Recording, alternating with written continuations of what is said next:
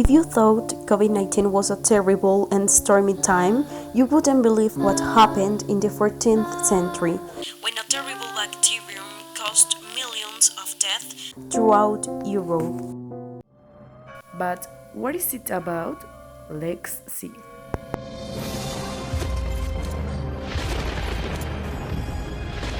The first impulse is to run. And when there's no place left to run, pray. Pray like there's no tomorrow. Because for the people dying all around you, tomorrow will never come.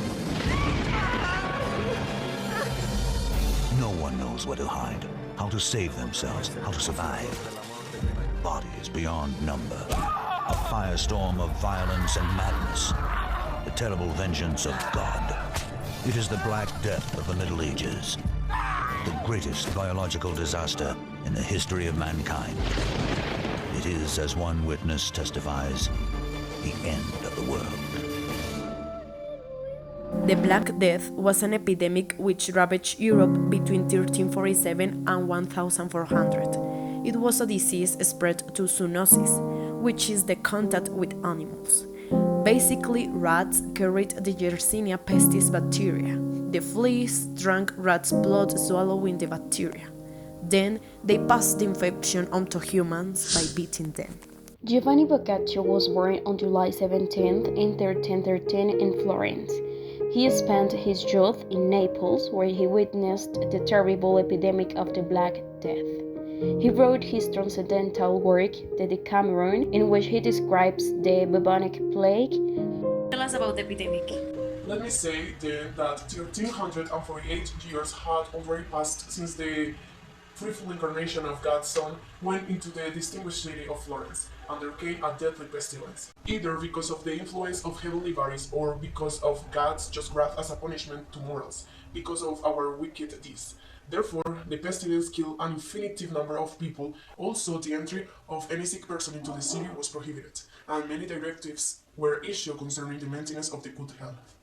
Was there a treatment for the disease? No, neither the doctor's advice nor the strength of the medicine could do anything to cure this illness. On the contrary, either the nature of the illness was such that it afforded no cure, or the doctors were so ignorant that they did not recognize its causes, and as a result, they could not provide the proper remedy. How was the plague doctor costume?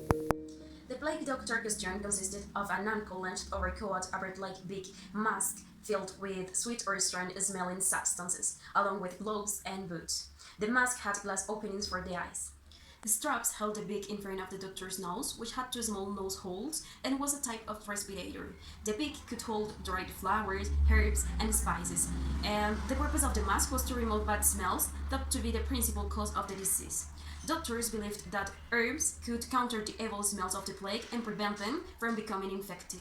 The costume included a widespread leather hat to indicate their profession. They used wooden canes to point out areas needing attention and to examine patients without touching them. The canes were also used to keep people away and to remove clothing from plague victims without having to touch them. Why is it called the bubonic or black plague? Okay, historically it was called the Black Plague in reference to the fact that it caused gangrene in certain parts of the body, such as the fingers and toes. On the other hand, bubonic plague is the most common form of the disease. It is called like that due to the swollen lymph nodes, buboes, that appear after the first week of infection.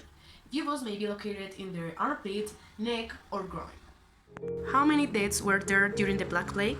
Reports that came to Europe about the disease indicated that 20 million people had died in Asia. Knowing what happened in Europe, this was probably an underestimate because there were more people in Asia than Europe. And this was almost 40% of the population, and it took over 150 years for Europe's population to recover from it.